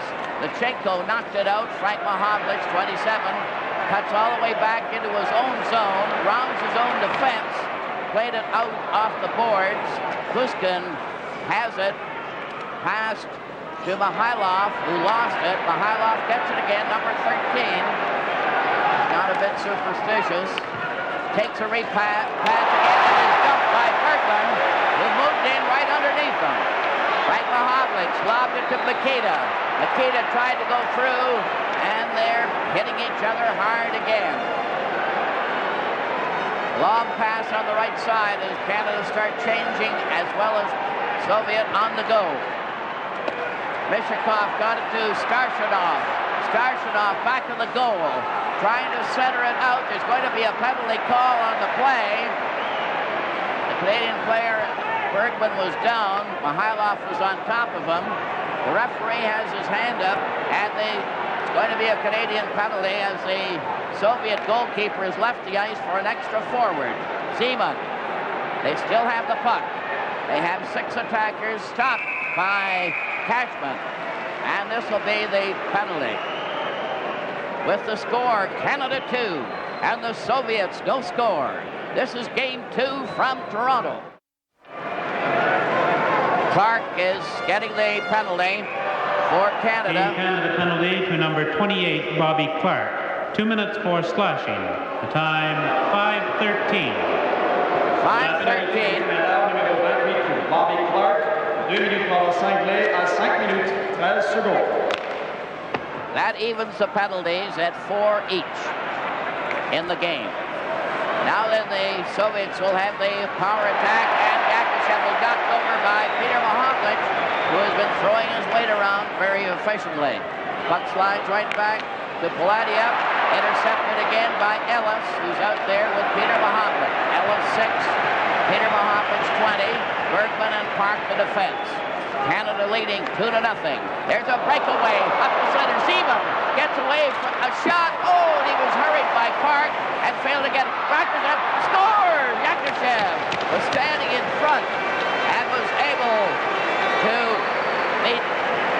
This is a good example of why you should always follow the play up. Zeman has a clear-cut breakaway. He shoots wide. Now watch Yakushev park himself in front of the net. Lapierre gets the puck right to Yakushev, sweeps it to the far side. Tony Esposito had no chance. Again, we see it here from another angle. He shoots wide. He's going for that top corner. Now look where Yakushev parks himself and sweeps it for the far corner. No goalie would have had a chance. And number 11, Evgeny Zeman. The time, 5:53. 5:53, the time of the goal. Play is underway, up to center ice. Mihailov trying to go in on goal, right in. And Esposito was able to stop him, and there's going to be a hooking penalty called against Canada. So the Canadian team will be a man short again. Harlamov is still in the penalty box, serving his 10-minute misconduct penalty. And he's joined by Stapleton in there. And this could be very critical right now. We can see where the penalty comes up. Stapleton has to hook him to stop him from breaking in. Tony Esposito all alone. Big Alexander Yakushev, 6'1", big left winger, playing tonight at center ice. Stapleton off for hooking at 6:14. The score is 2-1 for Canada, and the Soviet threatening to tie it up. Yakushev was the one who finally broke through by being overly persistent with the help of Liapin and Zeman. Now Shedrin. There's Pat Stapleton, number 3, sitting in the penalty box. The point is on the defense. Peter Mahovlich remains out there. There's a pass back to Liapkin over on the far side. That crisscross passing play. They failed to click on that one. Now Shadron getting it back to Liapkin. Over on the far side, right in front of the goal, went wide of the net. Zeman knocked it back to the goal. It rolls off to the side. They failed to clear it out. The point failed to get it away. Then Esposito cleared out. It's a race down with Peter Mahovlich going in on goal. Right in! He scores! Peter Mahovlich. What an effort by Peter Mahovlich. What can you say? That Russian is still wondering where the puck is.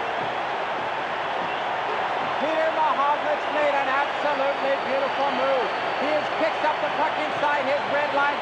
Now look at him isolate Polidyev. He gets him to put his legs together, isolates him, and then walks right around him. And what a move he made on Tretiak. Tretiak was completely fooled. Look at the move. He holds him with the big slap shot, walks around with the big reach. Now look at the move here. And holds it and jams it in the behind. Peter Mahovlich beat Poladiev and then the goalkeeper, Tretiak, to get a sensational goal, to get that 2-goal lead back for Canada. And it was scored with Canada a man short. Stapleton in the penalty box. Peter Mahovlich. And it's 3-1 for Canada. A clearing pass at center ice. Lichenko over the line. Mihailov cut in and couldn't get any farther. Canada shoot it down the ice. 2:54 left in the first half of the third period. It is divided into 2 10-minute sessions. Cleared pass into the corner. Mishakov trying to dig it out. He was pinned there. Mihailov couldn't help. And so the face-off will be to the left. Foster, absolutely beautiful goal. Came at a very appropriate time. When you're shorthanded, the Soviets had a good chance there to even it up. And with Peter Mahovlich scoring there, completely nullifies it. That has to psychologically hurt the Soviets an awful lot at this stage of the game. Phil Esposito was given an assist on Peter Mahovlich's goal. Stapleton off at the time and still off.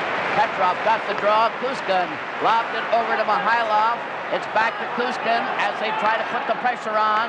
The puck goes into the corner. Park lobbed it on the boards. Clark knocked it back in the corner. Park shoots it around on the boards. Ellis pinned by Kuskin. It comes up to center with Clark fighting his way. And Park couldn't get it. Now a 3-man Soviet rush down the left side by Mihailov. He faked the pass. It was knocked down. Petrov gets it again, takes a shot, and it goes to the far corner. Bergman took his man out. Kuskin comes in with a pass that failed to click. It hit a skate. Park is grabbed as he tried to get away. He's knocked over. Here's a pass in front. Mihailov fanned on it with Bergman falling in front. Bergman failed to get it away. Here's Stapleton back on the ice. He broke up the rush. Stapleton has completed his penalty and carried the puck into the Soviet zone. Bernoyer turns at center. He scored the second goal for Canada. Canada leading 3-1 with 1:25. Look, he's pocket front of the net. And Stan Mikita had a chance of a lifetime when Cournoyer had centered it out for him.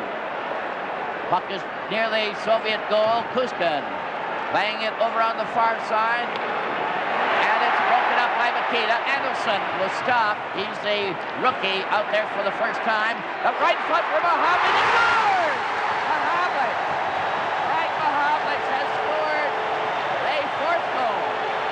And both the Mahovlich brothers are dangerous tonight. And watch how he looks for a man out in front.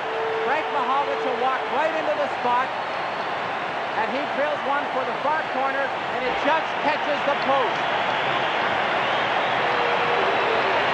As the play develops here, they don't get it out. Mikita now has deflected it into the corner. Now he's looking all the time. He misses it, comes back in his skate. Now he's got Mahovlich set up perfectly. And Frank bangs it, and hits the far post, and is in behind Tretiak. Here we see it again from another angle. Frank Mahovlich from Mikita. Puck is cleared into the Soviet zone. Scored by number 27, Frank Mahovlich.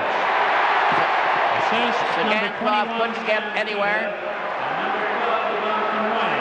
Here's the Maltsev coming in, and a good save there by Esposito. Cournoyer also got an assist with Mikita on Frank Mahovlich's goal.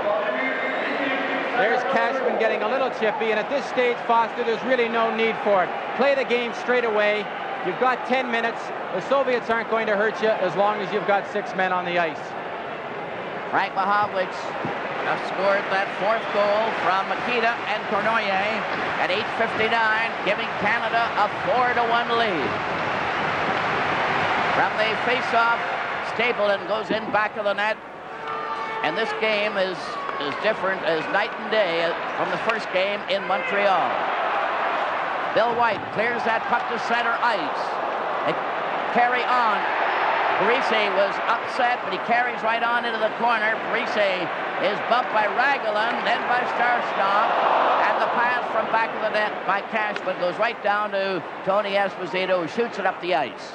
Now Esposito going in. Phil Esposito was offside as Sagankov was after him, and it's brought back for icing.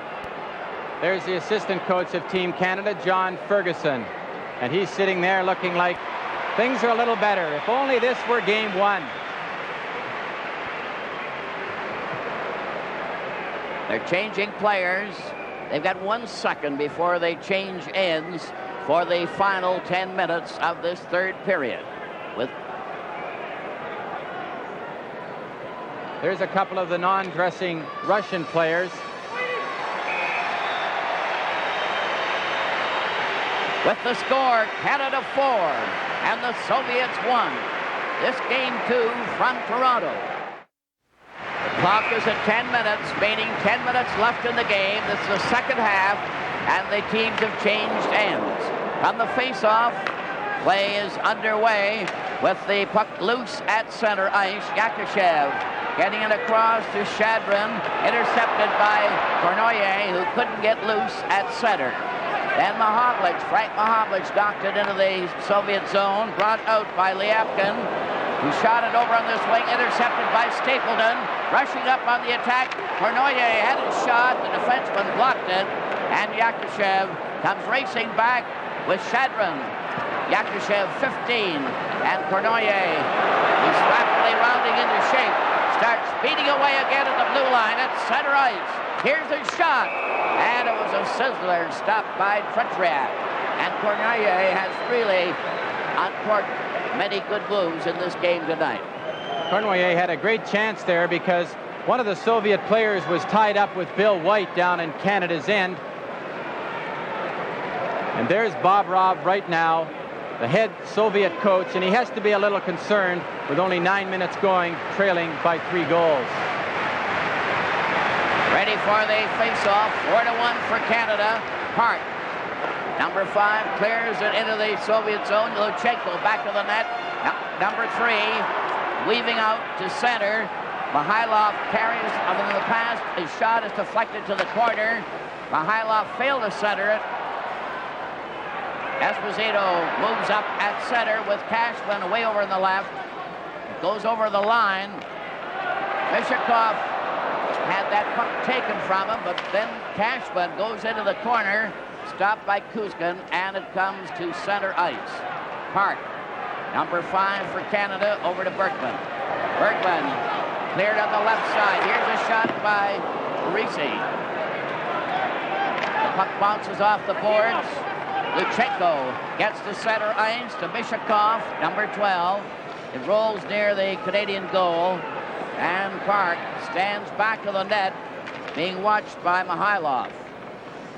Now another try as they move out of position.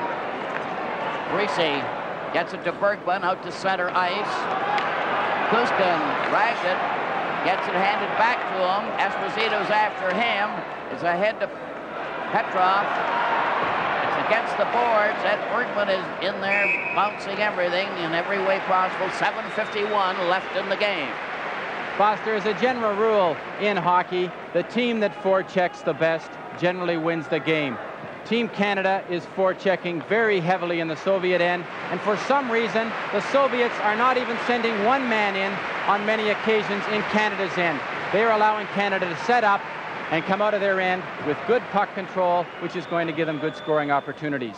The Soviets looked a bit frustrated there as they skated off the ice, Kuzkin and Petrov.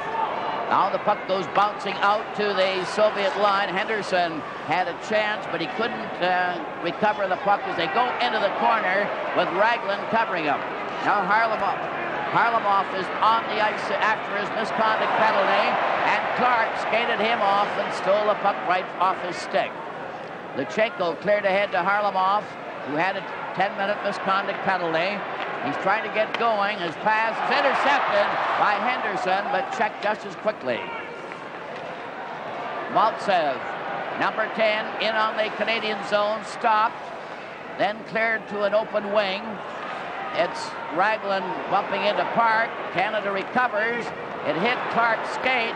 He made sure as he played it out to Henderson, but it went off his stick. Soviets trying it back again on that right wing, carrying it over the line. Here's Harlamov going in with a shot, and it's covered beautifully by Tony Esposito. Canada clear the puck out at center.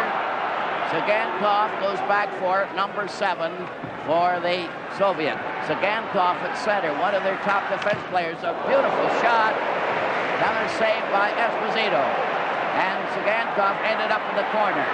Nikita over to Mahovlich. Frank Mahovlich into the corner. Back to the net. Oh, and Ellis missed the pass as well as Nikita. Back comes Shadron. Seaman checked in the corner. And this Canadian team really fighting it out there, checking like fiends. A pass is knocked down, and also Yakushev while he tried to get it. And it certainly appears that Canada is too strong for this Soviet team tonight. They lead 4-1, and they're really battling. Here's Cournoyer showing great bursts of speed. Went racing up there, but couldn't get up there in time because he collided. Now Cournoyer coming up again. Cournoyer took a shot, and it nearly caught the inside of that post. Just went on the outside. Pat Stapleton knocked it over. And there's nothing wrong with the condition of this Canadian team, the way they're battling it out. Seaman from the corner. Passed on the left side. Liapkin ahead at center ice. Seaman up over the line. A drop pass without looking. He has it handed back to him. A long drive goes into the corner. Risi is covering his man. Cashman goes in to help. Esposito breaks out with one man back. Liapkin going in. A shot. And the drive was wide. Bill White was bounced on the boards. Risi goes back into the Canadian zone to Cashman, who lost it. Seaman clears back. Here's a shot. Stopped by Stapleton. Seaman goes into the corner. Back to Paladiev. Shooting it around back to the net. Seaman missing it. Into the far corner. They jam against the boards. Cashman couldn't cover. It's to one side of the net. They're trying to get in position. Yakushev couldn't get a shot. Now it's right to Zeman, back to the blue line, then into the corner again. Still playing tic-tac-toe with that puck. It's going loose again to Canada. Esposito, number 7, pulling away from Shadron. Carrying on, going in on the right side. And his drive was stopped. Yakushev in front of his own net, but Esposito right on top of him. A cleared pass on a change of players. Mihailov coming up over the line, number 13. Stopped at the defense. The puck is loose. Grabbed off by Petrov. It goes wide. Pushkin centered in front. And again, Esposito made a toe save on that one. And there's a fair bite in that Soviet attack yet. Pushkin goes all the way back to get it. 3:44 left in the game. 4-1 for Canada. Pushkin on the attack, and the Soviets are throwing everything in a last desperate drive. They try to keep the puck in there. Bergman shot it. It's knocked out to center ice by Henderson to Ellis. Ellis over the line. Tried to finesse his way through with Clark. Now Henderson shoots. And Petriak made a magnificent save with his glove over his head. With the score, Canada 4 and the Soviets 1. This is game 2 from Toronto. Clark is going to take the face-off for Canada as Canada play every man up in the Soviet zone park. Had a shot knocked down. It's tapped out to center ice. A rink-wide pass to Harlamov, who hasn't been very prominent in this game tonight. Bergman cleared it up at center ice, and then Ragulin took a going over from Ellis, and Starchinov, number 8, gets it back to the reliable Sagankov. At center ice, Sagankov goes down on the right wing. He tried to bull his way by Bergman, but failed. Bergman recovers the puck, shot it on the boards. Ellis tapped it out. Starchinov goes back to get it. 2:34 left in the game. 4-1 for Canada. Maltsev comes in, number 10, but he didn't get his shot. And then Nikita knocked Starchinov over as Starchinov seemed to go in with a high stick. Team Canada has been a better team tonight in every department.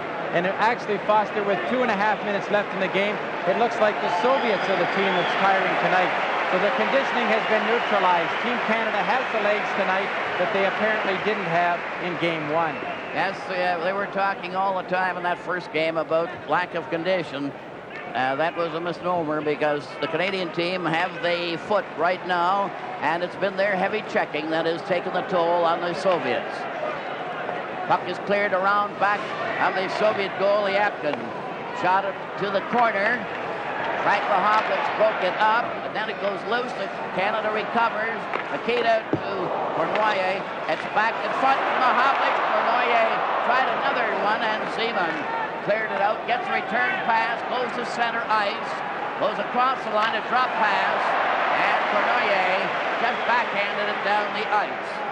One of those back flips. Yakushev on the move. 1:47 left in the game. The puck rolls to center ice. Recovered by Savard, who's out there with Lapointe. They drive it into the corner. Peter Mahovlich centered it to Frank Mahovlich. Cournoyer knocked it wide. It's back with the goal. Yakushev made a long forward pass. Zeman trying to come out with Yakushev passing aimlessly at center. Lapointe returns for Canada with a backhand, and the Canadian team are just hemming them in. 1:14 left in the game. 4-1 for Canada. And it would appear that the series is going to be even. Into the corner. Savard passes on the right side. Cashman. Now 1 minute left in the game. And it's banged down the ice by Parisi. Petriak came out of the net to shoot it out. Cashman knocked it across the line. And the Soviets tried to come back. Mishakov tried to go in on the defense. It was blocked by Lapointe, who's out there with Savard. Canada dragged that puck. Cashman getting it back to Savard, who's taken in. Esposito helped him out, lobbed it to center ice. Parisi failed to get the loose puck, but Esposito rides it, gives it to Parisi, who was away offside with 20 seconds remaining. So far tonight, it's been puck control. Puck control by Team Canada has been all important, and I bet you if they put a clock on the amount of time that Team Canada's had the puck tonight, it would probably be close to 40 or 45 minutes. They've controlled the game from start to finish, and what a series we're going to have, Foster. 6 more games like this. It's certainly great to think of it. Right from the drop of the hat, Clark gets it to Henderson, who's getting in. He couldn't get his backhand. Petrov tried to shoot it to Mihailov. Back to Petrov as they keep on moving. 8 seconds left in the game. The horns are starting to blow. Lechenko coming down with a cleared pass, and the game is over. And Canada has evened the series 4-1. And that Tony Esposito is being mobbed by his teammates. They all deserve tremendous credit on the performance they put on tonight. What a comeback after being completely outplayed in the first game. An entirely different story now for the series, and the two teams are shaking hands, both lining up and going down the line, showing an excellent spirit right through. With the final score, Canada 4 and the Soviets 1. This is Game 2 from Toronto. Ladies and gentlemen, here are the outstanding players of tonight's game as chosen by a panel of press, radio, and television personalities. Mesdames, Mesdemoiselles, Messieurs, voici les joueurs par excellence pour le match de ce soir, tel que choisi par un groupe de commentateurs de la radio et de la télévision. First for the Soviet team, pour l'équipe nationale soviétique, Vladislav Plitiak.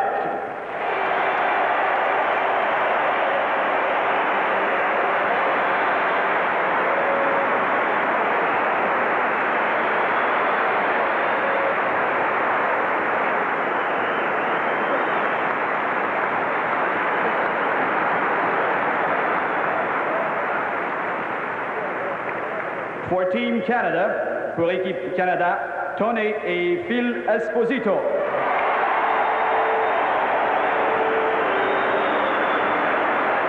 Just wait right here. I want to just talk to him briefly.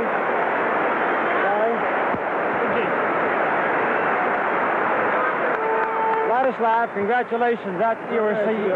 You were sensational in Montreal on Saturday night, and you were even greater tonight. Thank you so much.